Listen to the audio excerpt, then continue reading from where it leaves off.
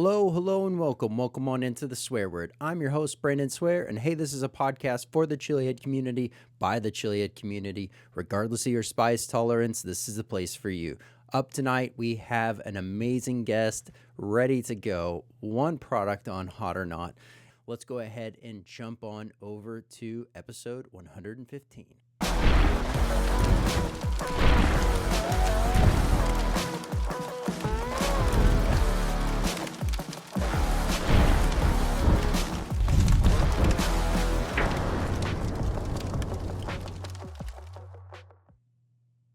What's going on, Swear Nation? So glad to have everyone here rocking and rolling, whether you're tuning in on YouTube, Spotify, Rumble, Apple Podcasts. Thank you so much for being here and making the show what it is. Continue to share this out with other like-minded chiliheads or individuals that are just curious about the world of hot, because this is where you can find everything to do with the world of hot. Well, we have an amazing episode here tonight. We have one product on deck for Hot or Not from Adventure Sauces that we'll be diving into. And then we have Mark from Facepunch Foods, and we're going to be discussing everything Facepunch Foods, how he got started, all the great products that he has in his lineup, and where he's trajectory is to go, and all the fun things in between. So looking forward to that as well. And let's do this. Let's go ahead and jump on over to Hot or Not.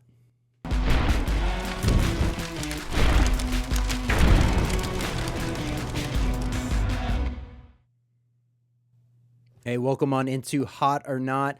This is the segment of the show where I do a product review, and now with the new updates, you can check the full product review on Scorchin' and Swearin', as to where what we're about to dive into is the shortened down summary version with the official scorecard. So as always, do not like to read the ingredients ahead of time, and do not like to really do a 1 out of 10 scale. I do a 1 out of 5 based off of 5 categories: heat, aroma, flavor, versatility, and burn.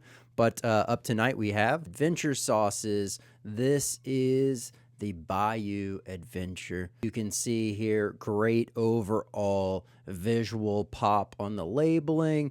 You're seeing a great overall tale of what you're about to go through, and setting some clear expectations of what kind of sauce you might be getting. You got that great dark, deep red to the overall sauce color, as well as, the name Bayou Adventure. You have a very clear idea. This might be a Louisiana-style sauce. For those that are keeping track, yes, this does have a perforation on the cellophane. Love the overall color to this. It's got a nice high flow to this sauce. As I crack that open, you can definitely pick up the overall pepper notes that are going on in there. Just a little bit of some garlic. Nice pour, nice flow. Cheers. Wow. Very, very smooth body on this sauce. Great upfront initial vinegar notes. Strong pepper flavor coming forward after that. Then from there, just a very subtle accent of garlic towards the pepper notes, but you're really able to have a kind of a depth of that overall pepper body carry throughout there. Right off the bat, definitely screams Tabasco, but the way that it is attacking the tongue, almost like a stinging note, if you will, makes me think that maybe this also has some habanero going on in it. From a heat standpoint, if you're just starting out, moderation is key.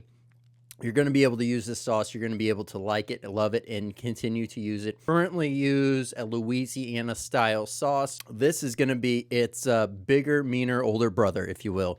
So this is one that is much more refined, a much richer, deeper taste as far as the peppers go, and just a touch up in the overall heat range. And really the most noticeable impact on this is going to be the overall heat continuance in the way that it is delivered. As to where with a normal traditional Louisiana style sauce, it's a quick hit and fizzles out right away. This one is definitely lingering. It is sitting on the tongue. If you're working on your own personal best, this is going to be a nice mild, some might even say medium sauce for you. Definitely a notch above any other Louisiana style sauce that is out there on the market right now. Versatility, pretty commonplace style of sauce to use, as far as pizzas, tacos, sandwiches, salads, burgers. You name it, it's going to go great on it in the normal savory just dish realm. The only thing I probably wouldn't use this on is going to be around the area of desserts. All right, ingredients for Bayou Adventure are white vinegar, Tabasco pepper puree, water, and there we go.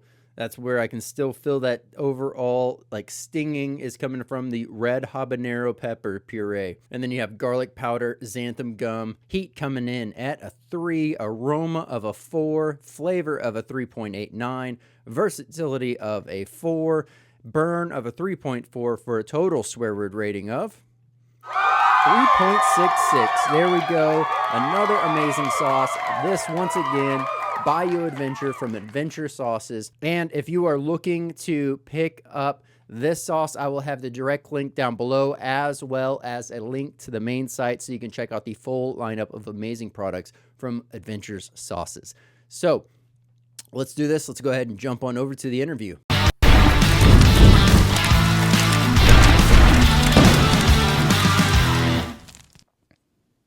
Hey, Mark, how's it going? What's up from Minnesota?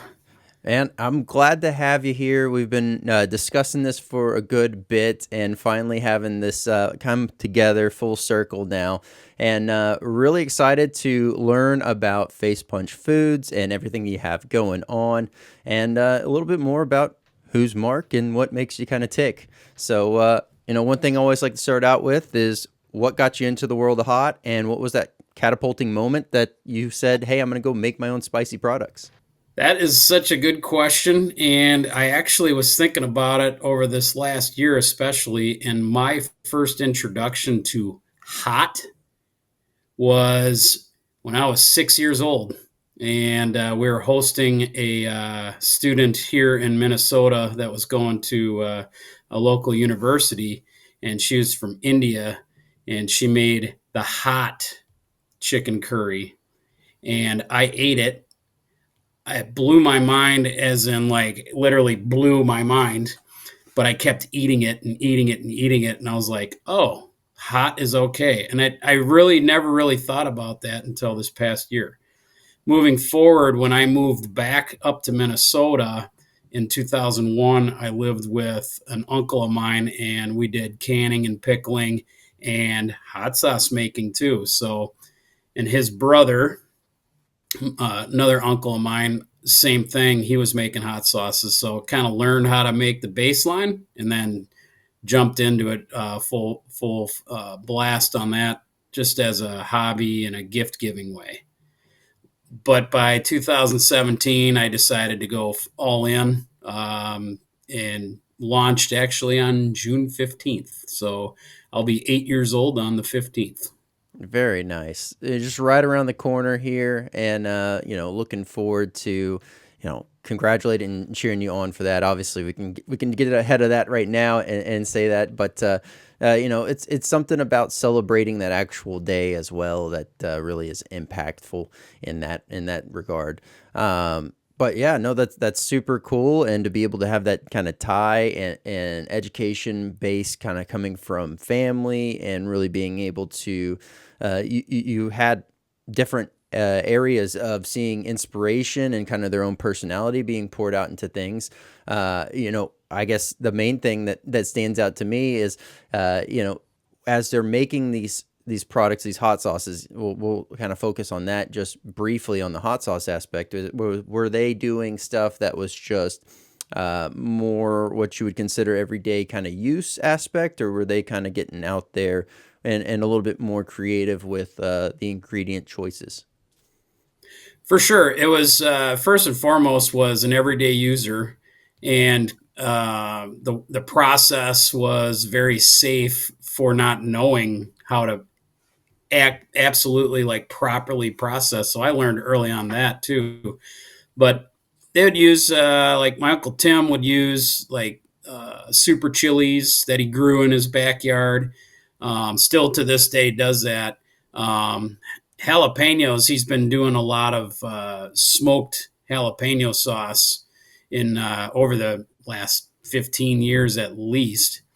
So he's been utilizing some different flavor profiles as well, but he keeps it pretty simple and clean. And that's also what kind of baseline for me was trying to make, take a normal peppers that you find in the wild out here and create sauces of different heat levels that you can use every day. And I mean, that's, economically, that's great for us business owners that are selling this stuff. You want them to use it, but also the fact that it is helping to enhance meals and snacks and everything else. That's where it's at. So yeah, they'd use some basics, but they created some good flavor profiles and bases. They added the right amount of ingredients and balanced everything out. So it was good to learn that early on.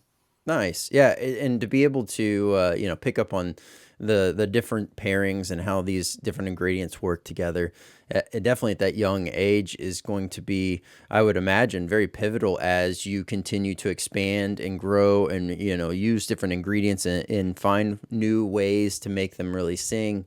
But it sounds like they're still, as you're saying, still making some products as well. And as they've kind of seen you have success, did they venture out on their own at all, or have they been kind of like chiming in with some, hey, you should try this, or hey, you should do that? How's that kind of been? Yes, the answer absolutely is yes, but they haven't ventured out.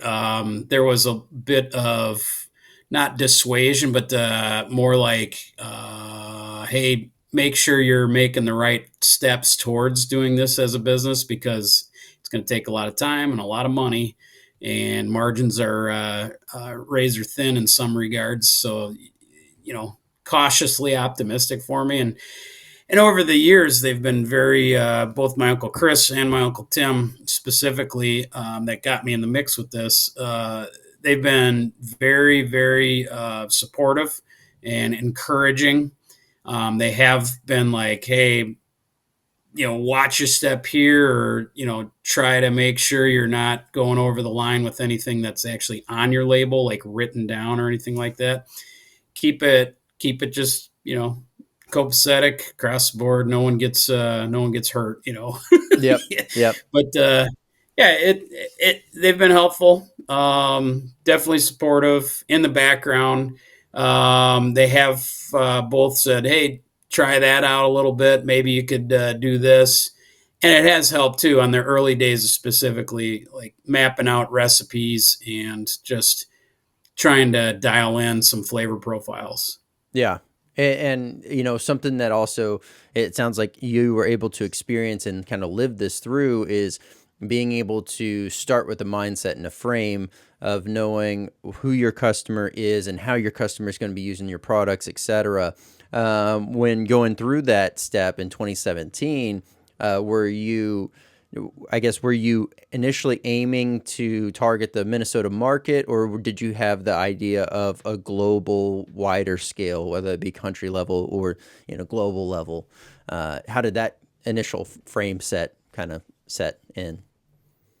Yeah, it was definitely targeting more Minnesota or Midwest based. I wanted to start small, but you like you got to think local and not.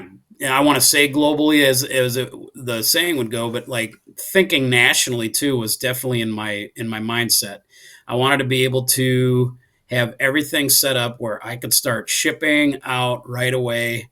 Went through all the processes, the training, the schooling, everything else, the lead in, get the UPC codes, all that fun stuff.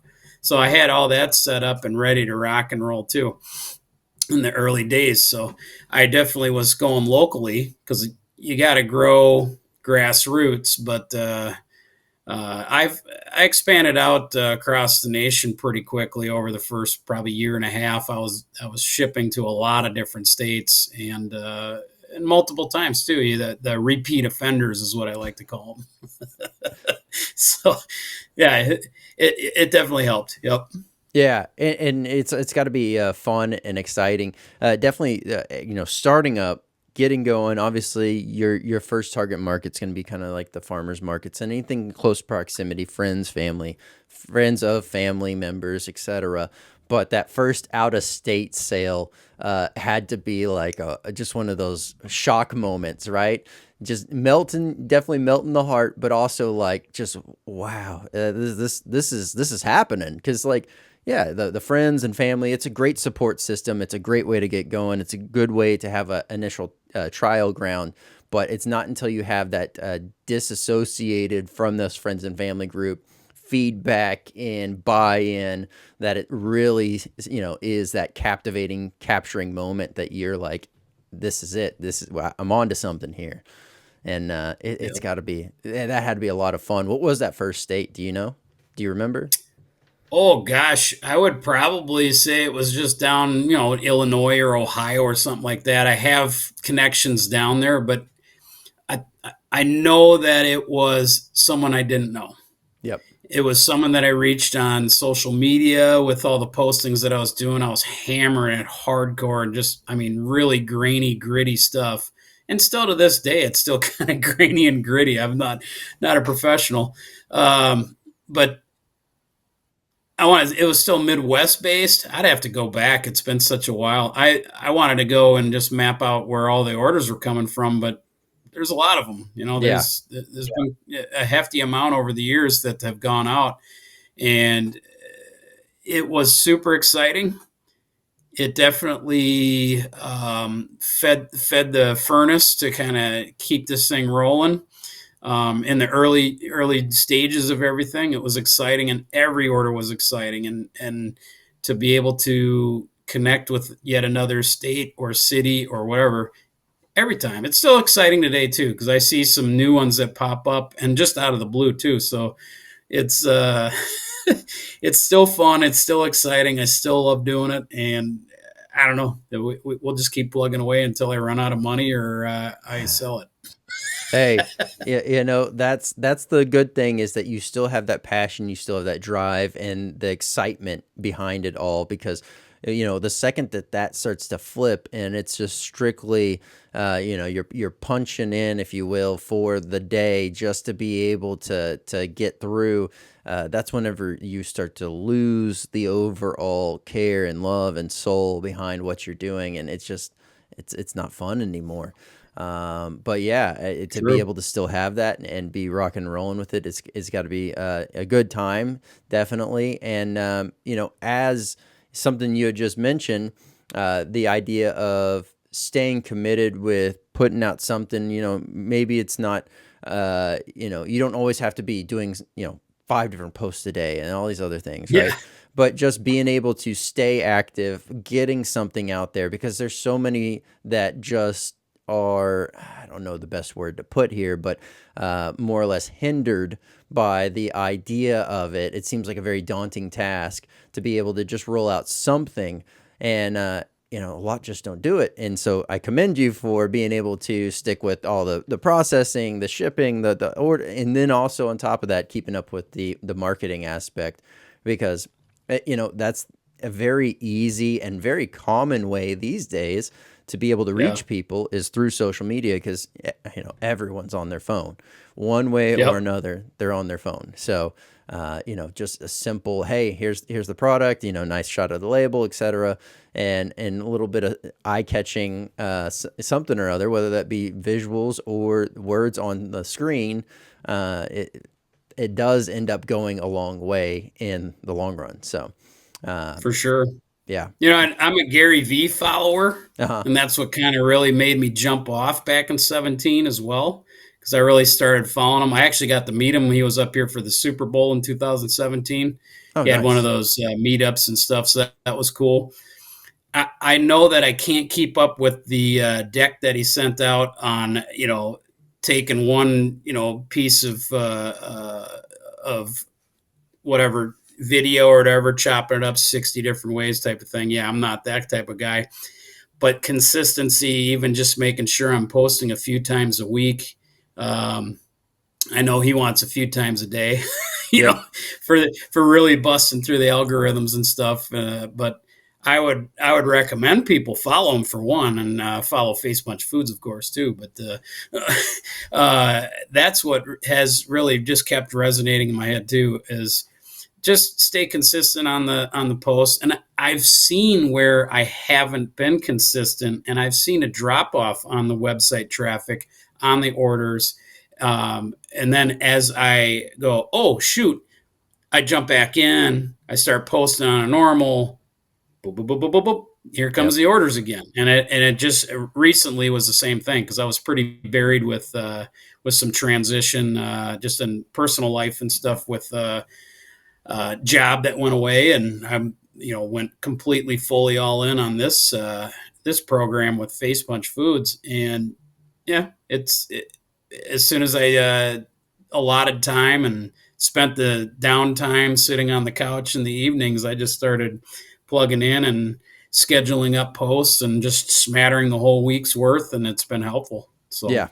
It really is. To be able to do the scheduling aspect is very beneficial, because yeah, you can then allocate time at an off hour to kind of get all that taken care of and knocked out. But true. yeah, the whole Gary V track of an outlook on things. I also have read quite a few of his different books and listened to a lot of his stuff. And I'm as well a big fan of his. Haven't had a chance to meet him yet, but Oh, yeah, being able to take content, longer form content, more so, and then break it out into like 40 to 60 clips has been something that I have done for a few things, and a few other clients as well. But it's like ultimately breaking that down. It is a very daunting task. You don't want to get too redundant. There can be some crossover, but not too much crossover. It is a very finicky thing to do. So while he makes it very easy and look very oh God. easy, it is definitely more than just a simple click of a button and it's done. So yeah, Pays yeah. to have a team too, Oh yeah, He has he's a got mass multiples. quantity Yeah, of people compared. yeah, absolutely. And now these days, I mean, he's able to still do all of the stuff he needs to, shoot all the footage, but at the same time, for some of those bigger shoots, he has that whole production team with him. So Yeah. yeah, and I guess not to get too far off track with that, but talking back through your overall start, 2017, what was the first sauce that you really brought to market, and do you still offer that? Yeah. Oh, I wish I did. It was the red jalapeno, and I just so happened to have, from 2016 harvest season, I froze a bunch. Excuse me. And I ended up doing the test run, one of my friend's local restaurants, in the kitchen there. I wanted to see how that looks. I wanted to make sure it was in a safe kitchen, and I literally just made up um, just a dumb label. Didn't have a name for it or anything, but I made up like 60 bottles, and I left it at the bar, and we gave it out to all the employees. I was working there too, but gave it out to employees, gave it out to regulars, and everybody came back within a week. We're like, Marky, hello, I want to get that. Where do I buy it? Where do I buy it? I'm like, oh crap, I got an animal I gotta tame here. So jumped off with that one, and then of course green jalapeno. That's been since day one as well, and it's an easy one to do in a sense that you can get them all the time, Yep. but also just really flavorful. I like that one. But the red jalapeno was my jump off 2017.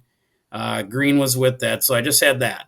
Okay. And then soon after that summer, I'm driving in traffic one day and just killing time and spitballing as I normally do.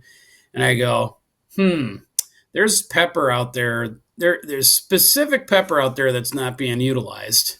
And I went ahead and created a third sauce, and that seems to be my flagship to this day. It's the hot banana pepper hot sauce.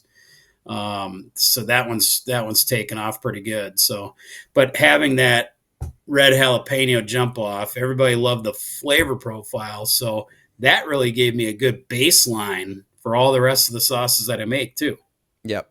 Just build it with a pepper or multiple, depending on what blend you're going with.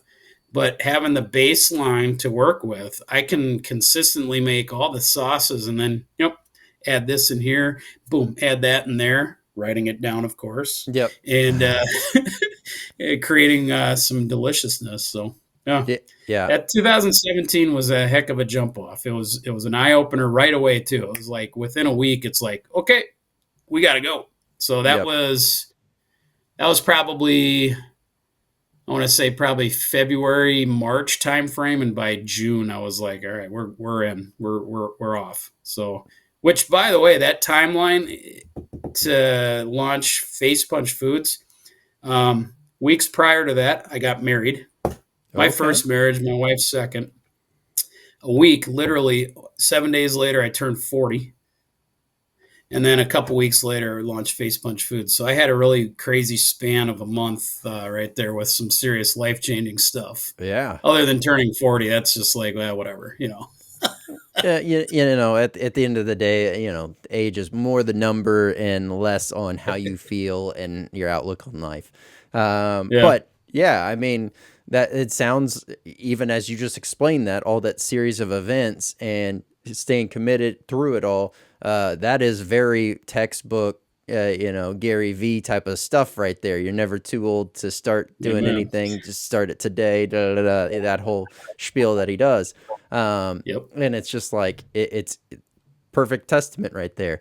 Mm-hmm. One thing that stood out as well is, and I wanted to ask is, with the or with the green jalapeno and the hot banana pepper, are you utilizing fresh peppers with that, or are you utilizing pickled peppers? How are you going about making that process? Yep. Fresh peppers for sure on the green jalapeno. And I try to get them locally. And in Minnesota, it's a little tight for a growing season. We're literally coming up on harvest time, probably in the next few weeks for at least the green jalapenos that they'll start. Hot banana peppers. I'm still to this day buying from a local farm, and they have mass quantities of them. And that flavor just comes through. I literally chop the stem, everything else goes in the pool. They're partying, grind it up, get it down to a nice consistency, and off it goes. I have a red Fresno now that kind of took over the red jalapeno, just because red jalapenos are very difficult to get. Farmers Yep. don't even really get to that point on the plant. But yeah, fresh peppers for those. There's a couple other ones that I'm utilizing fresh and puree.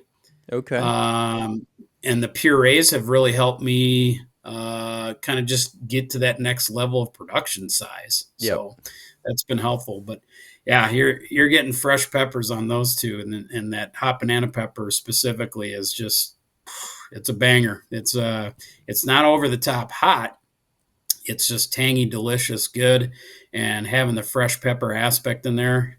And all our hotheads out there listening, for sure know that fresh pepper aspect on any of them can go a long way. So Oh yeah, a much more bright note, much more flavorful. You can kind of pick up a lot of what's going on. Now, there's not to yeah, say throw any shade at the pickled side, because I know that there's quite a few that have done like a pickled jalapeno sauce, and it comes out great. It's just it's a different, you kind of have two different avenues that you're kind of working down. So it's always good to get a better understanding of what to expect when going in, and so anyone yep, that might not be familiar with it, they would know.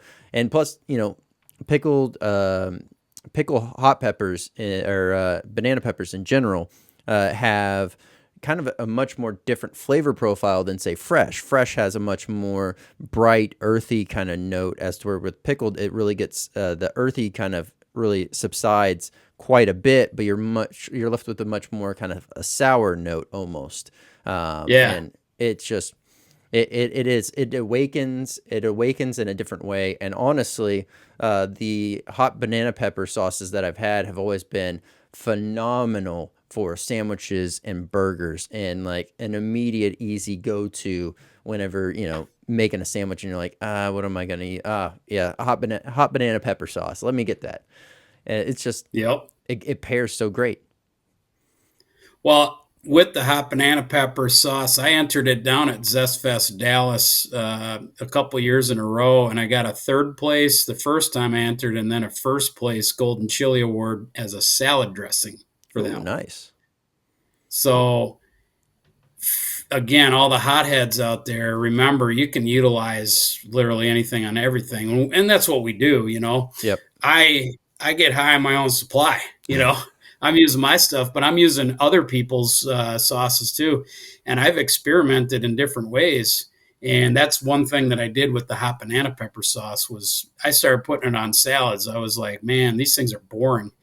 I got to crank it up a notch, and that vinaigrette type of feel and everything else just, man, it popped. And to have the awards saying, yes, I believe you, I think you entered this correctly, and they went, yeah, that's definitely a salad dressing. I was like, hell yeah, we're going to break into a new territory on this stuff too. So Yep. yeah, always on sandwiches, always on pizzas, always on salads, just et cetera, et cetera, et cetera. It's so Yep. good. Put it in a margarita. That's an interesting twist too. That does sound interesting. Yeah, I'm a strong believer in I'm not one that typically goes and grabs a pre-made salad dressing from the store. I like to utilize hot sauce for a base as the inspiration. Then I'll be like, I kind of want to pair these spices. Maybe I'll start with the spices and like either go balsamic or some, like I'll have some formula already calculated in my head of how I'm going to mix this up for the said salad that I'm having. Just also kind of based on the style of salad. If it's just very traditional, it's going to get more of a traditional vibe. If it's going to be, summer inspired, it's going to be a lot more zesty and bright and very aromatic. And then, kind of playing with it from there. And so to be able to find different sauces to utilize as one of the base ingredients for that salad dressing, it really does. It brings things to life. And even just kind of what I have found is even throwing in whether it be crushed red pepper flakes, which they're readily available, everyone finds them. Just the way that the hot sauce and all the rest of the ingredients all play together and kind of just it allows for the rehydration of all that, but it becomes very harmonious faster than people would expect. And so Yeah. it's a great way to use sauce and be able to continue to find creative, fun ways to implement it in the kitchen. I'm glad you're vibing on that salad dressing style too. That goes a long way, and again, it's a good way for people to use it more often, which helps us with sales, and then you can support us more often, and you can go through your hot sauce collections a little bit quicker. Oh yeah. Mama's not getting on your butt about it. Yeah. You're Yeah. taking up all the shelf space. Yep. And one thing too is like it's always it feels like a sin, and so that's what dialed it in for the idea of how can I make sure I use everything. Was I got Yeah. tired of having there be just a little bit of hot sauce that would be stuck to the sides of the bottles. And so I was like, all right, well, I'm going to take this one. I think this would go good with like an apple cider vinegar, or this one would be great with a white vinegar. And I'd start just putting a little bit, just a small amount in there, and then shaking it up so that all the hot sauce gets trapped back in there. And then that becomes the bottle that I'll use to dump in for my next salad dressing. And it's a great That's way smart. to not waste anything and get every single bit out, and in a fun, new, creative way that you might not have done originally. So, Dang. Not only a fan, but a super fan, just like taking care of business. You are definitely living and breathing the hot sauce, man. That's awesome. yeah. I don't know. It feels like when you see, you mentioned the bar earlier, so now that analogy is clicking in my head. It's that idea of when you see someone order a drink but not finish it and walk away. It's like that's a cardinal sin. What are you doing here? You got to finish what you got. If you committed to it, do it. And so the same thing with the bottles. It was always like I could rinse this out and put it in recycling, but like that's a waste. Like how can I do this? And so Yeah, you left all those flavors behind. Yeah, you're using every square inch of that bottle. That's good, man.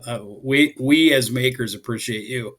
yeah. Well, I appreciate what y'all do, but I guess to I guess dive a little bit deeper into your overall products and everything you have going on, do you find inspiration really derived from your own personal experience of like filling voids in dishes, or how do you go about your inspiration for your products?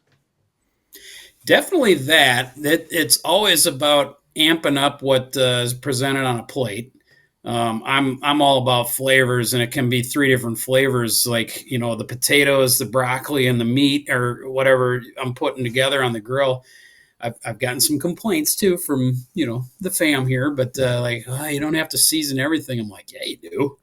Yeah, you absolutely do. Yep. But going around, and I've had the pleasure of actually traveling overseas a couple times too. So I definitely see Ireland as a place that they need some help with some of their flavor profiles, but they have delicious food in general. So no hate. I loved Ireland and all the foods that they had. I think that elevating what they had would be good. Last summer I was over in Denmark, and then we went over to Paris, France.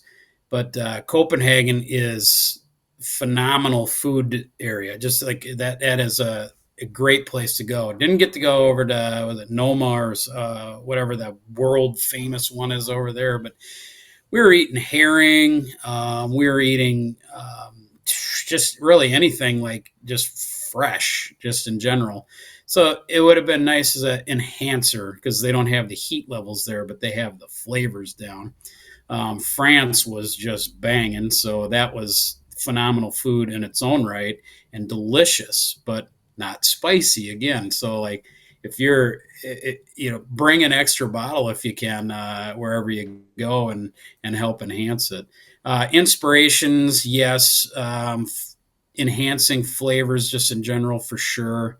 I just enjoy a little bit of heat when it comes to things. I've gone as far as to add about 5 or 6 drips to a Manhattan or an old fashioned Yep. of one of my hot sauces, or others, other makers too, and just get that little extra twist of heat in there, even on something as odd as putting it into an old fashioned. It works out. So yeah, I find inspirations all over the place. It helps with the flavor profiles. I taste something that um, I just go, well, what is that? And then I ask the waiter or waitress, or even grab the chef and be like, what are you using in there? What is this one flavor? And then you go back and you can, you monkeying around in the kitchen and, add a little here and there, and you end up with some cool stuff. So Yeah. it's constant.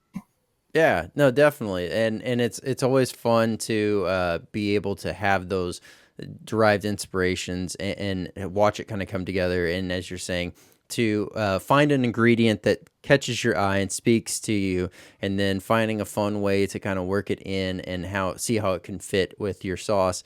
And Yeah. yeah, that has to be. Also a fun excuse to try some more foods that otherwise maybe you might not. Yeah. It's all the for science aspect, right? For science all the time. And I utilize specifically a lot of Hatch chili powders that I get directly from a farmer in Hatch, New Mexico. So that in itself is inspiration enough to really build off of build a flavor profile with something in there. The hot banana pepper is really the only thing that I make that doesn't have that in there. Everything else in my lineup, between the sauces, the seasonings, and then the seasoned snacks, using those seasonings, has Hatch in it. So there's inspirations now that have gone, over into India, down into Jamaica, uh, and the like. So there's always inspiration. There's inspiration from other makers, just talking with them. When I met you down last year in Dallas Fort Worth at the Zest Fest show, that it was cool, quick encounter, but I could tell that you were definitely feeling a vibe of, okay, all right, we're gonna try something new today. Oh, where's the sauce that I haven't had yet? So Yep. that's how I go about it too. Yeah, absolutely. It's actually just not too long ago talking about this. The idea of, and I feel like as a attendee to a lot of these events, having a clear mindset of how you're going to roll through there is going to be absolutely crucial because, as you're saying, there's so many. So there's not only so many different vendors there, there's so many different products to try. It's easy to get caught up in this whirlwind of everything going on and not even have the, you start to cut down and cut back on the ability to actually speak with, Yeah. the end up the creator of these products. It will just put it that way. Those that are behind the booth, that you can't understand what they're trying to tell you if you're so focused on, well, I've tried this, but I don't remember what that is. Let me try this one. And then you get caught up in that. As to where if you have a clear plan, you have a means of either quick notes or taking photos, and then you can share and understand the products better, as well as the person that had the inspiration, the creativity, the aspect behind it, because they may chime you into something that otherwise, as an attendee, and very either whether you're new to it or not, they may open your eyes to a new way to use that product. And Heck yeah. it's just you can really benefit from being able to take that extra time and Yeah, understand. So it absolutely. was able to make my process a little bit more efficient this year and focus on those more core conversations. So hopefully each year I'll get this thing a little bit more refined, and try to share it with others, because I think you'll get more out of it as an attendee to be able to do it in an efficient way, and it doesn't make it feel weird or systematic or robotic. It's just like, hey, make sure you do these and you're good. Just have, buckle up and have fun, because For you'll definitely sure. want to buckle up with a lot of the heat that you'll be taking on. But that, you got some amazing overall snacks here, and the different processes that which you're going through here, but like you're focusing on the spicy nut aspect here. Is this was the idea to be a spicy like bar food, or is this like a trail mix that you initially thought we're going to go through? Because I know obviously you have the oyster crackers here. You know, all Mhm. this together really kind of screams to me that you got the pretzel balls, the nuts, and the oyster crackers.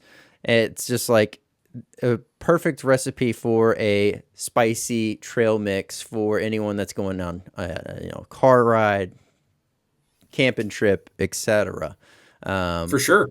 it was that kind of some form of the inspiration, or where did that kind of come from?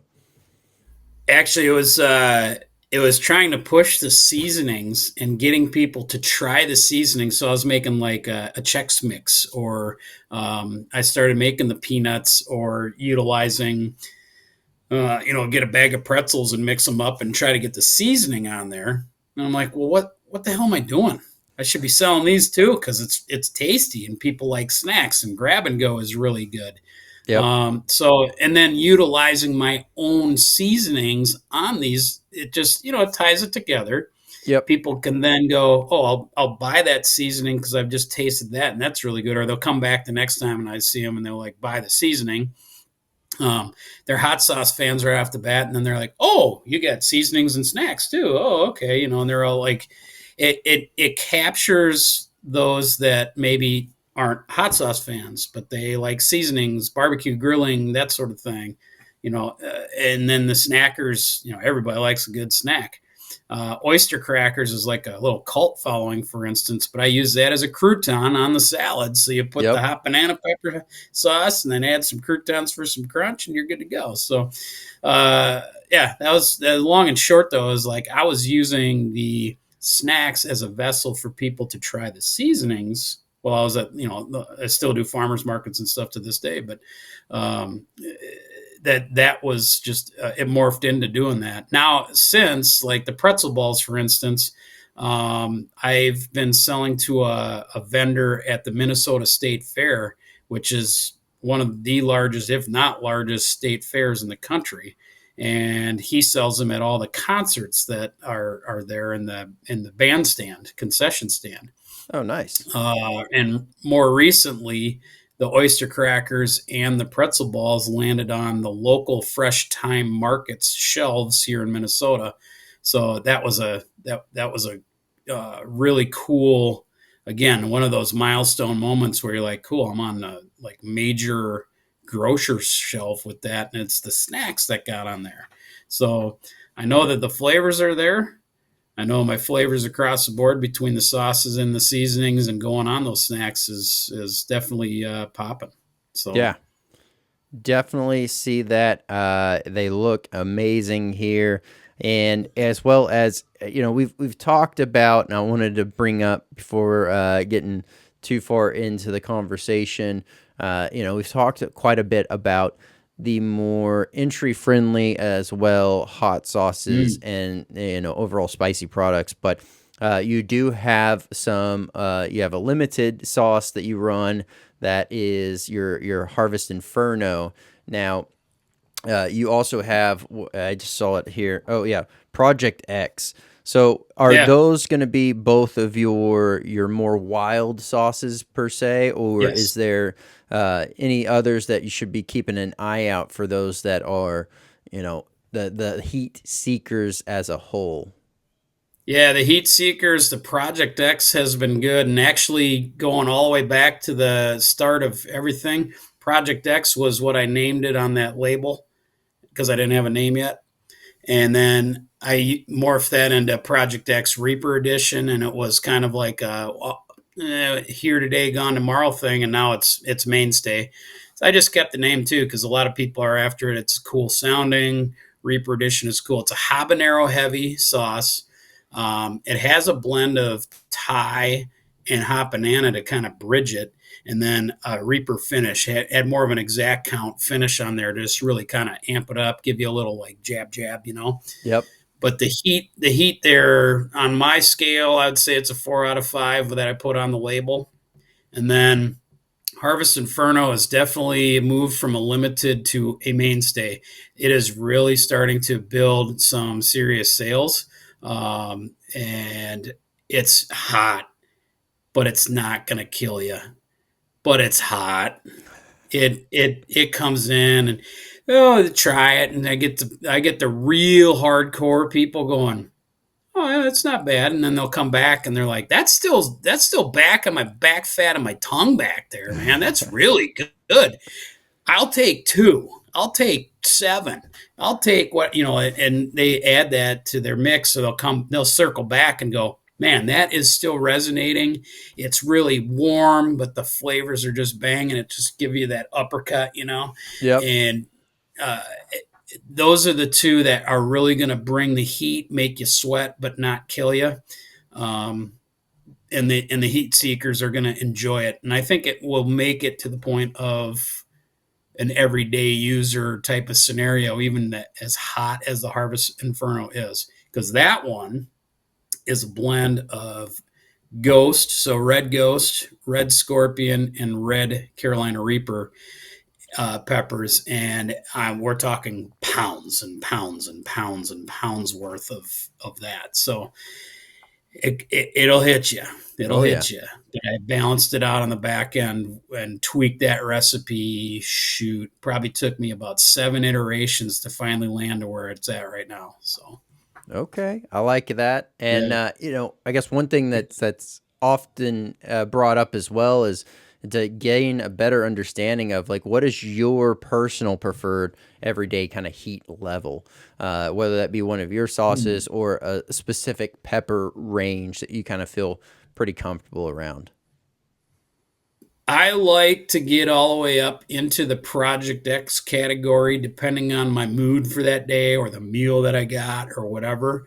My everyday users are typically the hot banana pepper and the red Fresno, and all the way up to the Thai that I've kind of gotten back into the mix again more consistently over the last year or so. I like that medium heat level because I'll just sit there and just keep pouring, keep pouring, keep pouring. I started off Tabasco, Frank's, Cholula. Those were my go-tos back in the day, the inspirations too of where I wanted to go flavors and heat wise. Mm-hmm. And then peppers themselves. I like jalapenos, fresh jalapenos. Just those are just tasty. Yep. That fresh vegetal, delicious off the vine taste. And same with the banana peppers. We've done stuffed banana peppers back in the day. That again got me to think about, man, what's something I could utilize and get plenty of, and locally too. Now I can get them any time of year, so I've been able to source them anywhere. But yeah, and there's some local makers up here, like you got the Trailblazer up here in Minnesota, Crybaby Craig's. I want to give a shout out to him because Okay. he's got an OG for our territory up here, and he has blown it up. And he has a really good flavor profile too. And he's using habaneros in his mix, and people like to use his stuff. And I see that carry over into my blends too, where people will go, "Oh, I'm afraid of that one. Ooh, that's too hot." And then they'll try that Project X, and they're like, "Oh, I could handle that." It's like, yeah, welcome to the hot sauce world. This is, we're helping people understand their heat levels, and we're actually kind of helping them push the envelope a little bit and show them that it's not just about hot. So, Yep. Well, sorry, segued off of the original question, but no, you're good. That I mean, just that last little bit as well stood out to me, and it's something that I've also, once again, been trying to figure out on my own, just from observing the overall market and times that I'll help out other sauce vendors at certain farmers markets, and just engaging with others and seeing how their reactions are whenever they come up and taste test. And ultimately, it's the main question that's stuck in my mind is, I feel like a lot of the stuff that's out in on the internet that does get a lot of the views, or really that shock factor that, oh, this is like people throwing up, going crazy, falling over, all the things, right?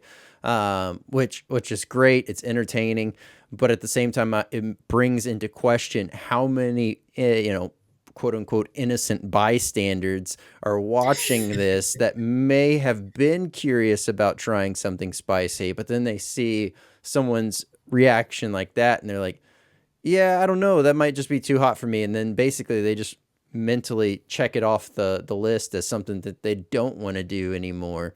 And it is that aha moment. You have to explain, you have to educate, you have to open up once again their thought process and mindset to be able to say, okay, yeah, let me try this, and then, okay, well, if you can handle that, then try this one. You just let me know when you're uncomfortable. And so it's as long as you're able to break that down, you're fine. But once again, it leads me to think, like, how much of that shock and awe factor online is hindering potential growth of the overall industry. Yep. Yeah, I see it even with my name. But you're not wrong in that regard either. That's why it's not Flaming Buttholes hot sauce or something like that for me. Mm-hmm.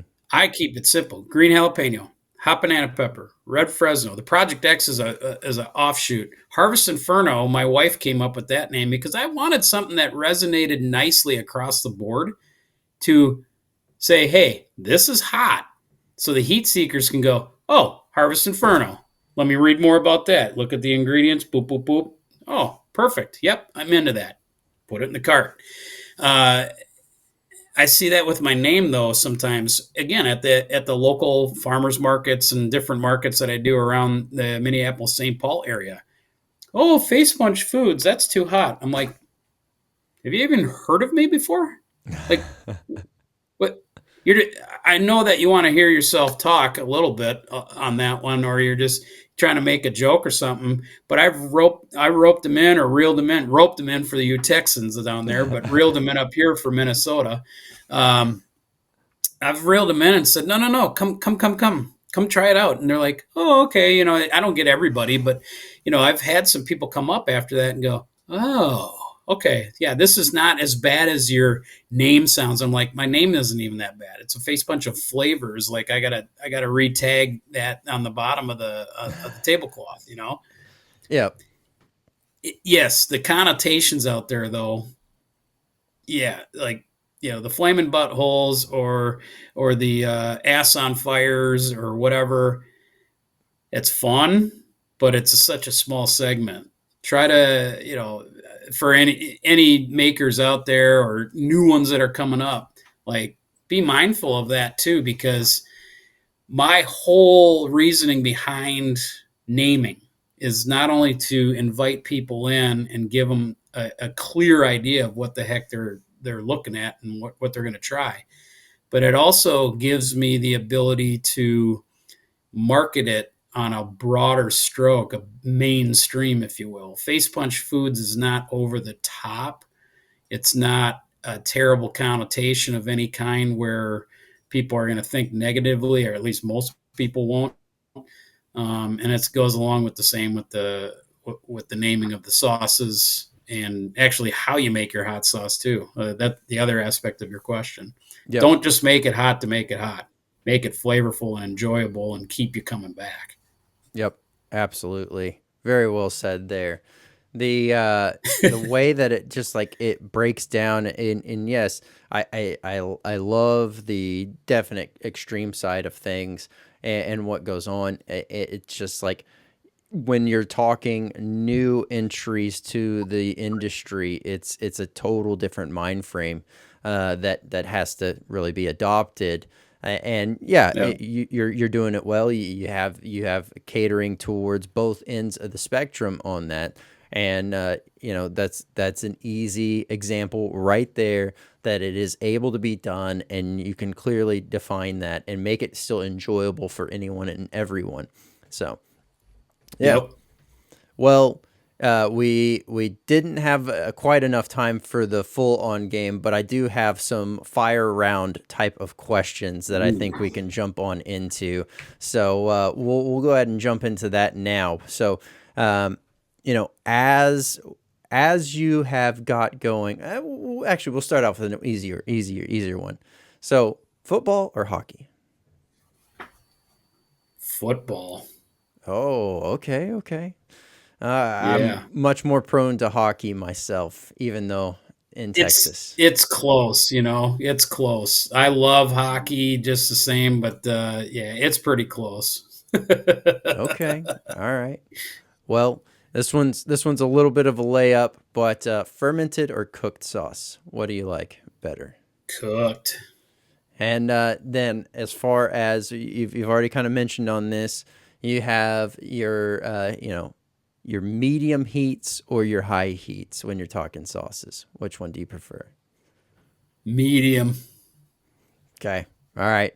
Now, this is a pretty easy layup as well. Once again, you have your coffees, or do you like to do like black? We'll say black coffee, or your more dressed up coffee drinks. I like them a little Caucasian, if you will. Yep.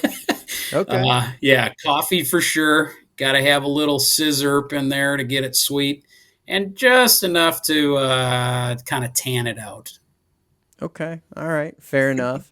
I guess I was a little bit crazy. I got introduced to coffee with stuff in it, and I found out that quickly I didn't like the stuff that was being put in it. And then I had coffee just straight black, and haven't gone back since. I'll do Yeah, it is cinnamon good black. occasionally. I'll do like a pepper pod, cut in half, and have the espresso shot pour over it, and then take the pod out. I'll do tincture in there, stuff like the ways to spice it up. But Ooh, I've even done some certain hot sauces in there. You have to be very picky and choosy on what hot sauce, because not all of them are gonna pair out very well in there. Um, yeah. but same thing. I also like to spice up my lemonades. Yeah. All Oh, right. that's a good one. Yeah. That's a It's good so one. great. And if you definitely, once you try the lemonade and you find out if, hey, this is a little bit too sweet for my liking on the lemonade, well, you just get much more of a bright, face punching floral, note to offset some of the sweetness. And then you're great. And then if you have something that's tart and it's maybe too tart for your liking, finding a sauce Mm. that's a little bit more sweet but has a nice level of heat really kind of makes it in balance again without really throwing things off. So Boom. Inspiration for me today. I'm going to go get me some lemonade. there we go. There we go. It's Thanks an for that easy one. go to. I'm very much a creature of habit. Before I unveil that, I have another question. Do you like sweet tea or unsweet tea? Oh, I'm going to get some haters for sure. I like sweet tea. Oh, okay. All right.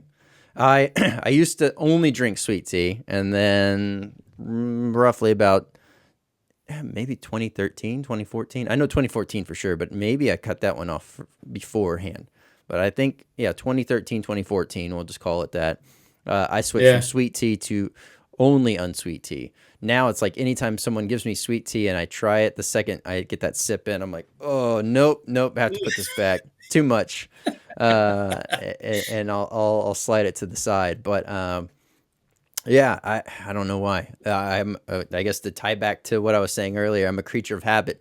If it's not water, unsweet tea, or coffee, or lemonade, I pretty much just don't drink it. I'm not a soda guy anymore. Gave all that Me up in either. 2014. Same thing. I had to cut myself off of energy drinks about 2014, 2015. That took a little bit longer to get past because I used to be one of those crazy people that would drink, anywhere from 3 to 6 different energy drinks in a day, along with Whew. like, a 3 liter of soda. And it was just, that was a very poor life choice that I made until, like I said, 2014. It really kind of changed things around. And hey, it's been great since. And so, Good for yeah, you. I'm similar. I'm similar, Brennan. It's yeah, cut all that stuff out and keep it simple. Then I can have all the more hot sauces and stuff too. So absolutely, absolutely. Are you team refrigerate or team leave out? oh boy. Oh, that is controversy. Uh I have found refrigeration and the because to you haters out there. It pops off way brighter on warm foods. And I had others comment on that, and I went, okay. So I started experimenting. So refrigeration is key because it makes those flavors pop on whatever you're putting it on. If it's a hot pizza, a steak, chicken off the grill, whatever, Hmm. man, the flavors just bang even harder because it's going cold on to hot, and it just goes boom, just explodes. Yep. So And on to add on to that, something that I've noticed is so I'll do primarily in the fridge. There's a few that I'll leave out, but in a full transparency, no hot sauce ends up lasting more than a week in my presence because it's just gone. yeah, And so, yeah, it's been one of those things. It's a lot of fun, but having it in the fridge, I've noticed that if you if you end up having a very thin sauce, it benefits from being in the fridge because then it's not going to completely thicken up.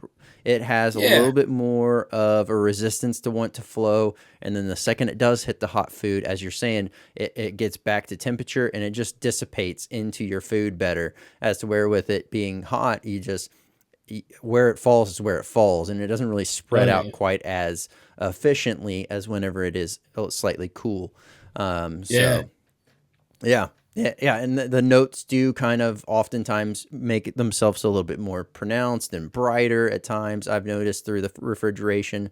Um, I don't know why or how, but they just seem to hit a little bit different. Maybe it's all mental. Who knows? Only No, man, you hit the nail on the head. I think I can agree fully on that. Yeah, the dissipation, it gets down in the cracks and crevices of whatever you just cooked. Man, it pops off a lot better. And cold on a cold sandwich is just the same. Now you're not putting like a lukewarm or room temperature onto a cold hoagie or something like that. Like you got to get Mike's way going and add some heat on top of that. yep, Man, yep, none absolutely. better. None Oh. better. I'm hungry, man. I want to get some lunch now.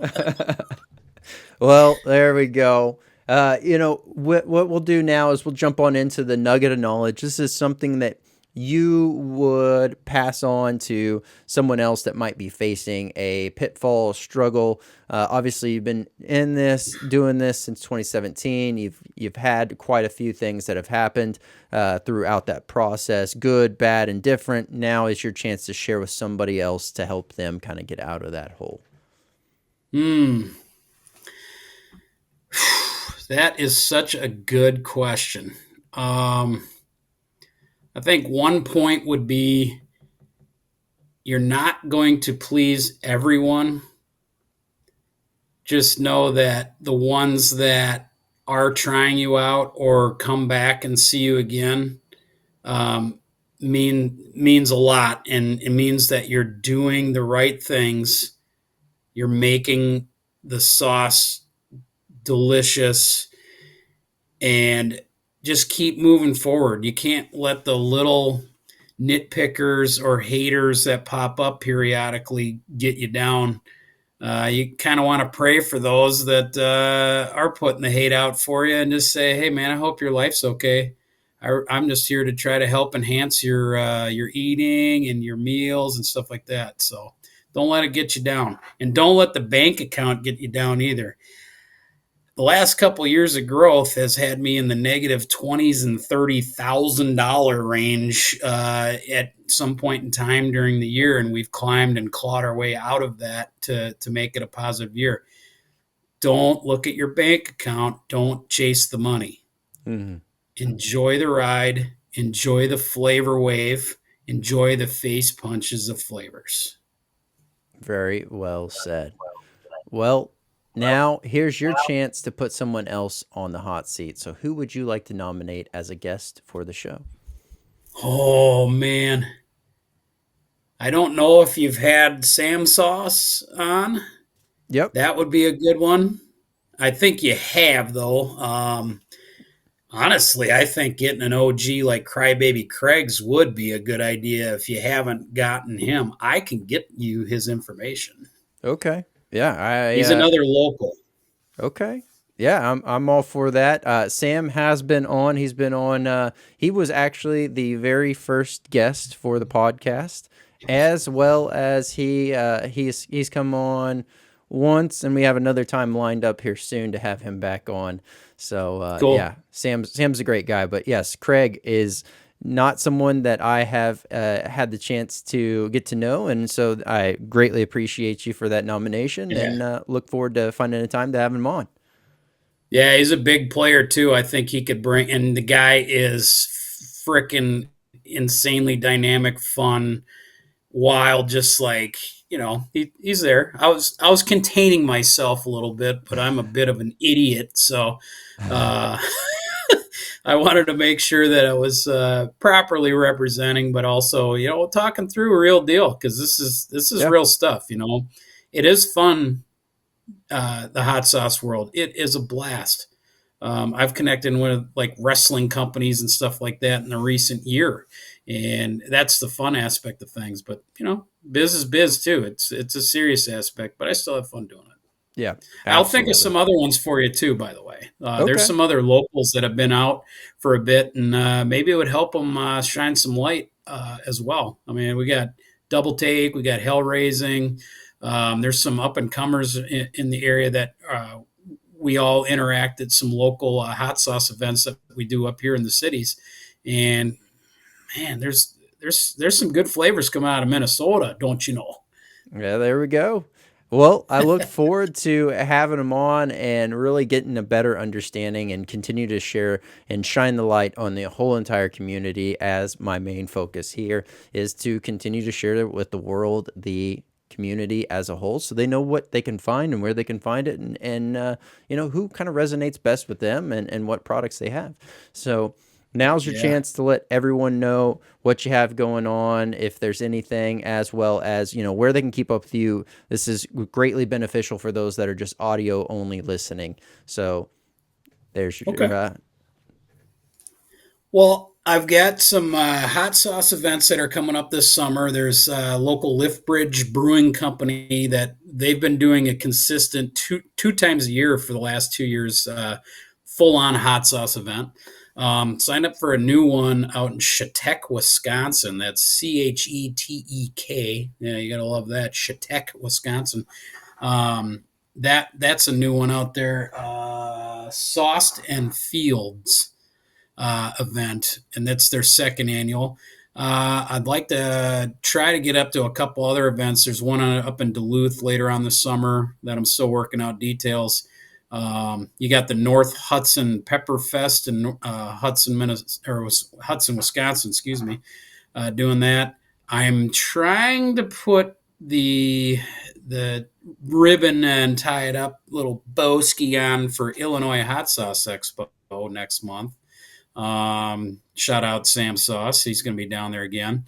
Other than that, I've got some new flavors that are popping. I've just bottled a 6-month barrel aged hot banana with a local distillery called Lucky Guys Distillery. So that's going to be a limited run that's popping. And a brand new seasoning, spicy dill. Oh, nice. That one is a banger. We've gone through jars of it at the house. So spicy dill is a new up and comer, and just landed on some different local grocery shelves. And I'm working on more regional play too with some grocery stores too. So a lot of good things going on. I've gotten in with Fresh Time Markets, so you can see my products there. Rose and Loon, which is a local shop at the Rosedale Center in Minnesota in Roseville, and working on Coborn's, which is a regional player. They're based in Minnesota. They're out in Wisconsin, and all the way out to Michigan. So working on some shelf space with that too for the future. Very nice. Well, Yeah, Mark, it has been an absolute pleasure having you on there. There's still so much more we can dive into. Would love to have you sure. back on, get a little bit more understanding of what new products you have rolling out when they roll out, as well as just getting to understand Mark and, what makes you tick and having some fun as well. So, Oh, yeah. absolute pleasure having you on and look forward to having you back on. Appreciate you. Many blessings to you for helping us out here, all us makers out here. God bless you. Thank you.